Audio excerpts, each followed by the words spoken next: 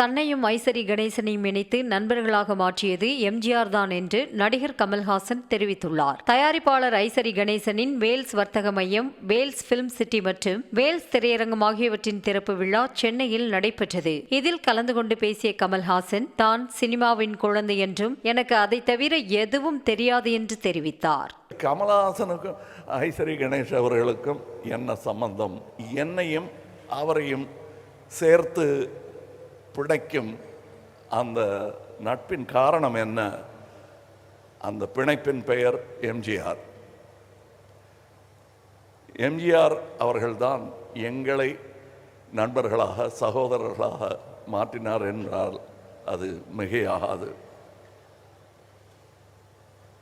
இது நானும் இவர் மாதிரி தான். இங்கே எனக்கு என்னென்னமோ பட்டங்கள் சொல்லி இங்கே என்ன வரவேற்றார்கள். என்னுடைய உண்மையான அட்ரஸ் என்ன என்றால், நான் சினிமாவின் குழந்தை. எனக்கு சினிமா தவிர வேறு எதுவும் தெரியாது.